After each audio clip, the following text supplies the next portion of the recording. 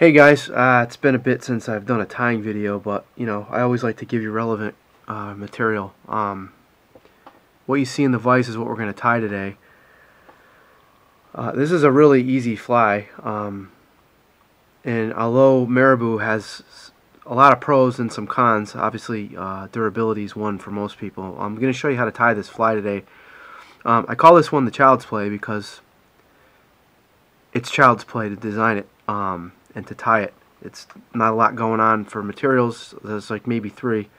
This has been a backpacket pattern of mine for a while.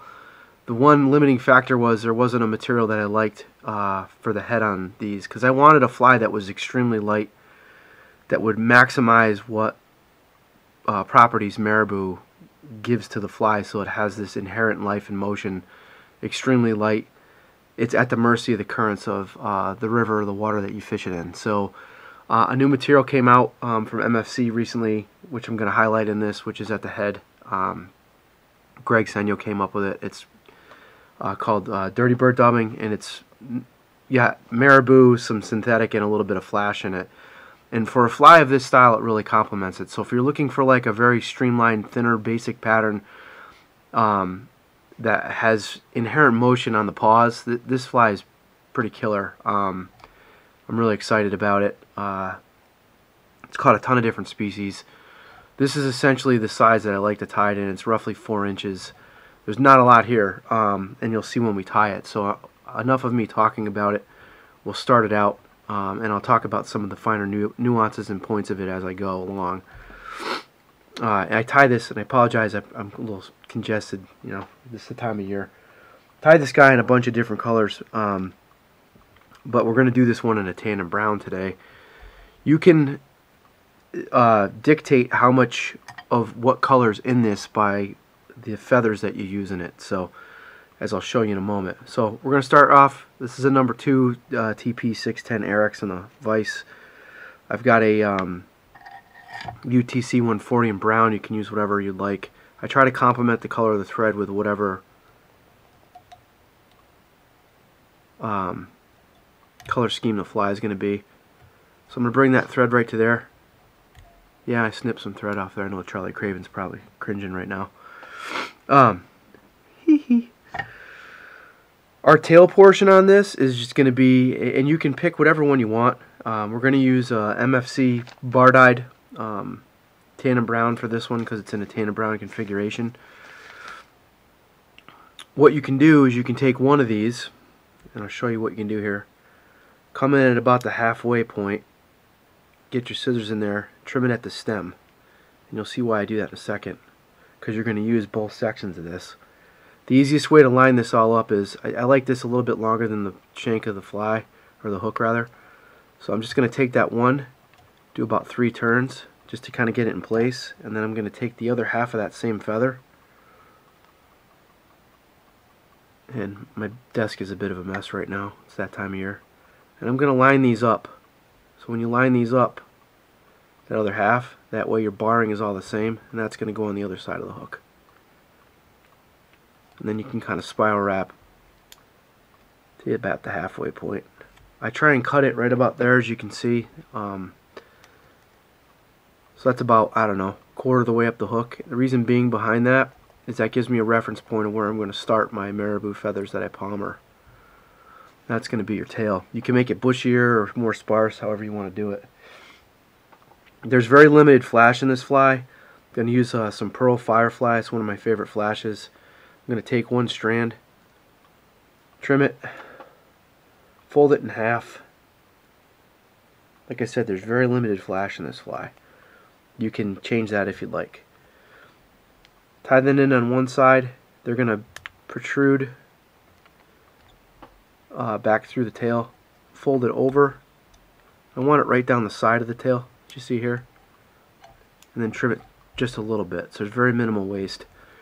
Now what we're going to do is we're just going to kind of put some wraps over that thread and stop our thread about a quarter of the hook shank back from the eye.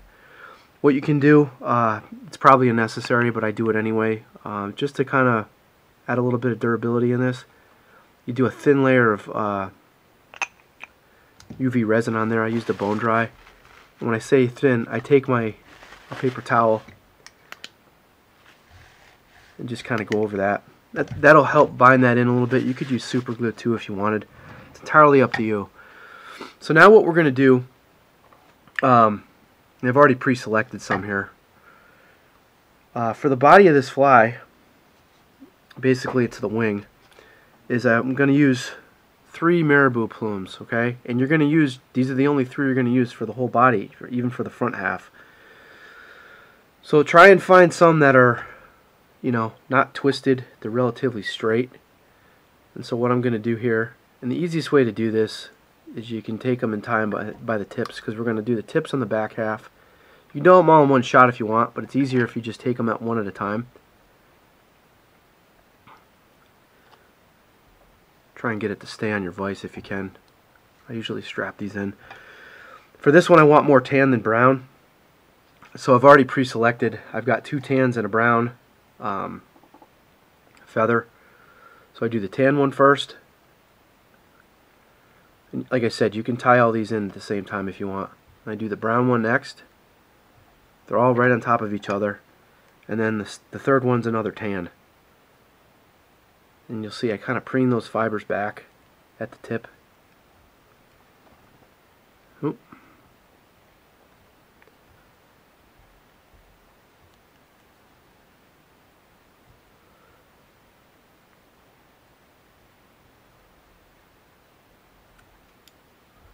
Trim away the excess. Half hitch it, because you can use your rotary function on here. That's what I'm going to do. Now I'm going to grab all 3 of those feathers together,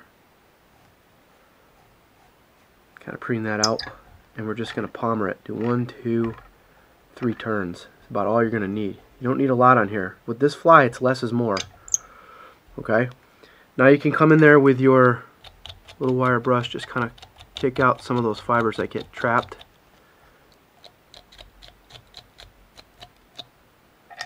You can use the tip of your scissors too to help pull some of those through. There you go. And the biggest thing is when you go to tie off with your thread, as you'll see here in a moment,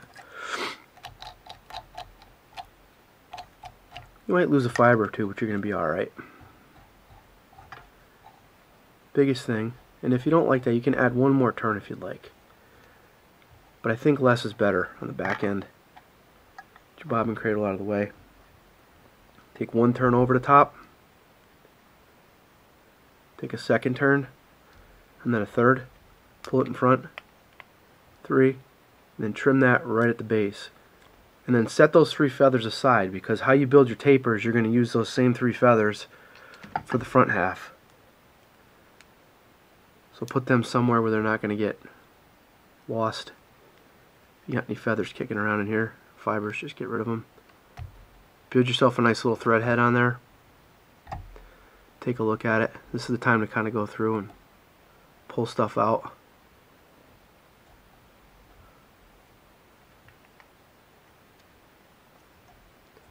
You can whip finish however you want. I usually put a half hitch first, and I whip finish. I don't care if you use your hands or a tool. It's completely personal. Then you can take some resin, glue, whatever you want. Just coat those little thread heads.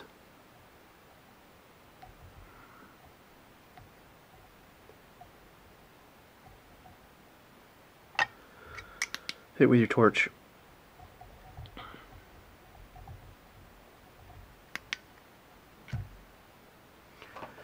If you've got any errant fibers that crowded your eye, just take your cautery tool, come in, burn it out. I already have a section of wire set aside for this. It's my typical 19 strand. Run that through. You could use mono too if you want. Like that. We're going to use one of these new teardrop beads. This sets the taper perfect. Try and keep it the same color if I can. This one's a brown.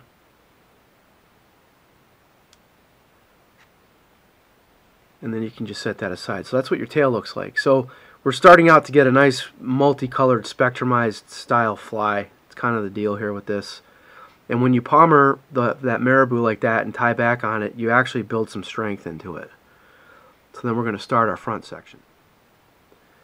Alright, we got the same style hook in the vise. This one's a number 1. If you want it with a little bit more hook gap, because you might be fishing for like smallmouth bass or largemouth or whatever, and you feel like you're dropping some fish on this number 1, you can always go up to a 1/0 in the front.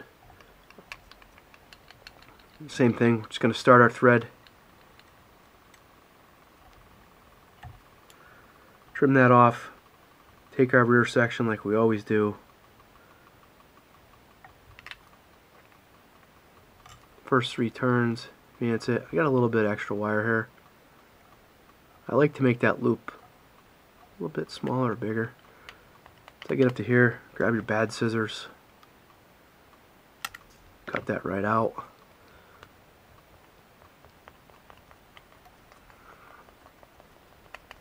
I go down once, back, move all the way forward again.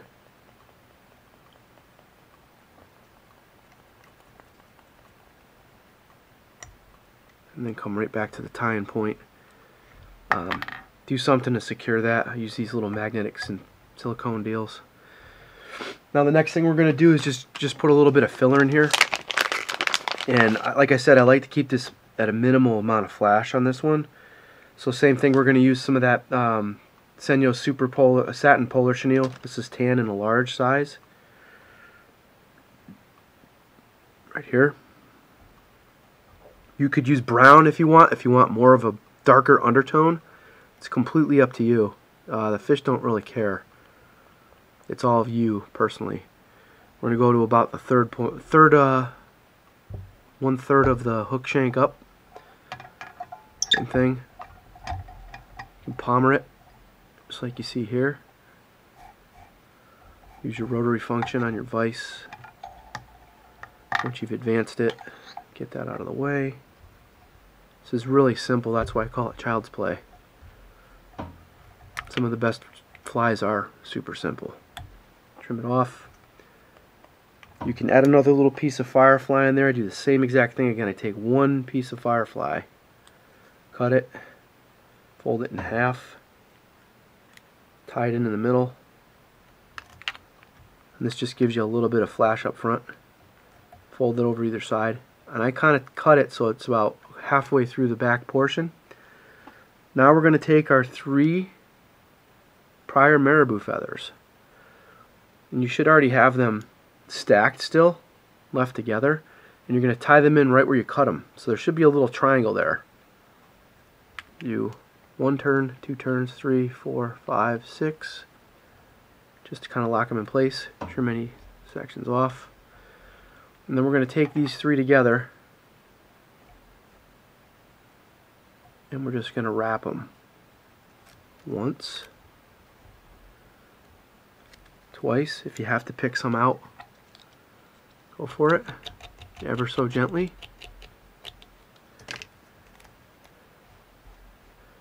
Typically 2 is good enough because you're getting to the heavy fluff on that on the feather. You could do another half turn if you'd like, but I like to leave some space there. That's really all you're going to need, because when you go to tie this off, you're going to catch some of those fibers on the top anyway, just like I just did here. 2 turns, 3, advance in front, trim the excess.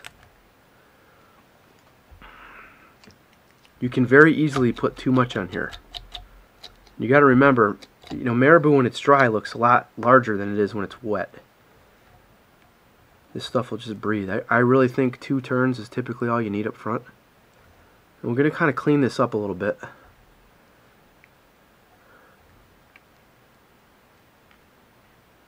Build the base of a thread head, and we're going to use that too. That's going to help us when we go to fix our eyes and stuff on here. Now, to finish this off, we're going to use some of this Dirty Bird dubbing. This is a cocoa brown.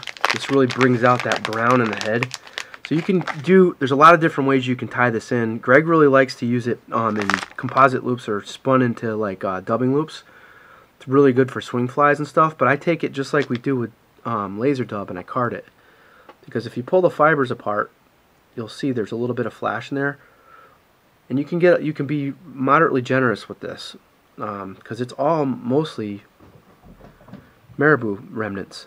So I'm going to tie this in right in the center. Take one turn, 2, 3, fold it up, advance in front. And don't be too concerned if it's a little unruly to start with, because we're going to be able to control that when we put the eyes on here. Take your second bundle, do the same thing. Card it in your hand, like I did here. Make sure you can invert your fly and your rotary function. Pull those fibers from the top back.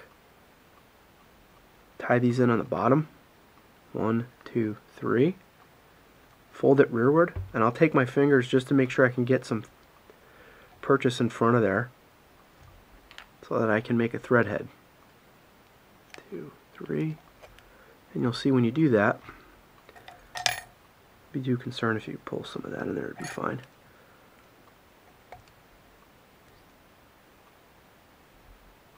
I'm going to whip finish this. I'm only going to do a 3 turn, that's all you really need.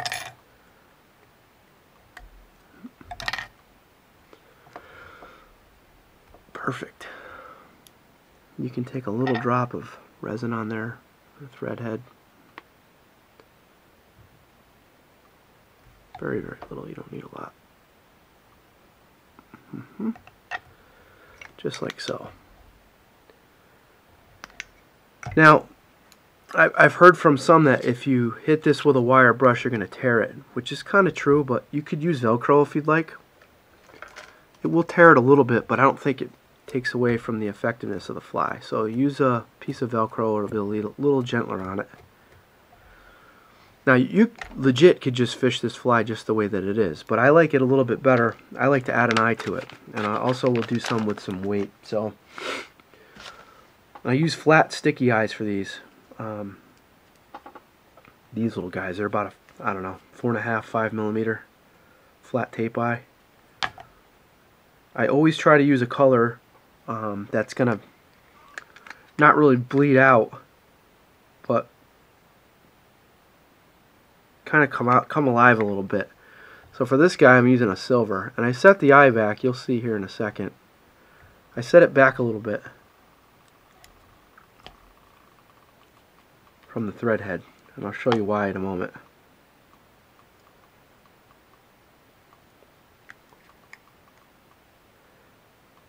This little added step too, you just use a little bit of gel super glue to kind of lock them in place. Set this guy back a bit, make sure they're relatively even. Remember, you want a thin profile. This is a very thin fly.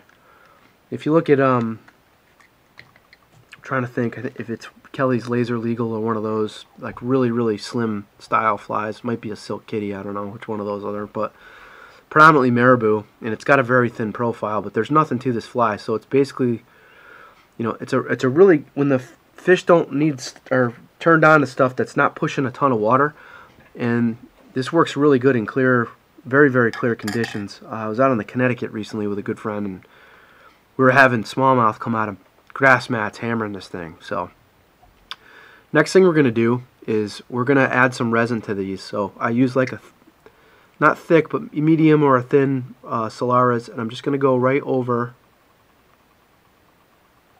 the eyes first. So I put a little bit on the thread head, go right over the entire eye, you see here, and you can do this in stages. It's probably the easiest way to do it. Hit it for a couple, go again, get the next eye. You don't need a lot, you want just enough to build a little bit of a bullet for the head. So right around the thread head, build a small, this is kind of like putting the dome on a dome eye.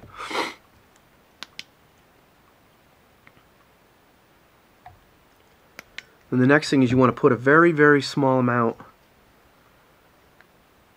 right over the top of that thread head, and then on the base at the bottom.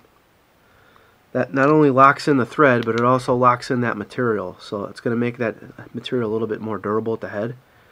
And then just to make sure it's fully cured, you can do that.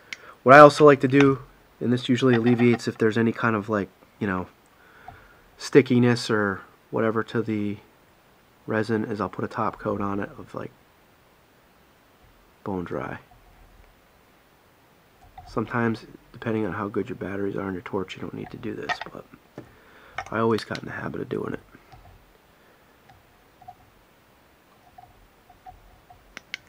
And if you got any errant fibers, that's where your cautery tool comes into play.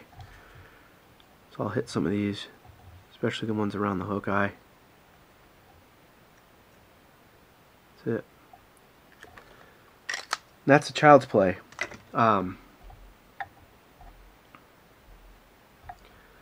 You got any? I got a couple fibers back here, like my flash is a little too long. But that's it. As you can see, this thing just dances and hangs. I mean, it's a really, really cool fly. If I wasn't talking, you could probably tie it in like probably 5 minutes or less. But the color schemes are kind of endless. The big thing with these too is I had one the other day. God, I think we caught 30 or more fish on it, and it's still completely in good condition. If you're going to take these off, make sure you dry them out. The biggest thing is you don't want to, and I don't care if the colors in these bleed. I know that's a big thing with some people that fish.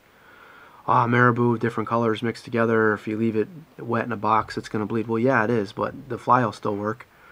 If you wanted to bring more brown out into this, what I'll sometimes do, like I do these in a couple different color schemes, you can do more brown, and then you can mix the front end of this, you know, make it more tan at the head, as you can see here. So there's more brown in here. So there's actually 2 different colors of brown and only 1 tan. You know, you can do some olives. Some of the olive colors are really good. So I'll do an olive brown. The one we tied today is probably my favorite, but you know, here's an olive brown. Same thing. You can kind of have some fun with the colors, and then whites work really, really well too. So what I'll typically do, take white, and you can do an undercolor. It's completely up to you.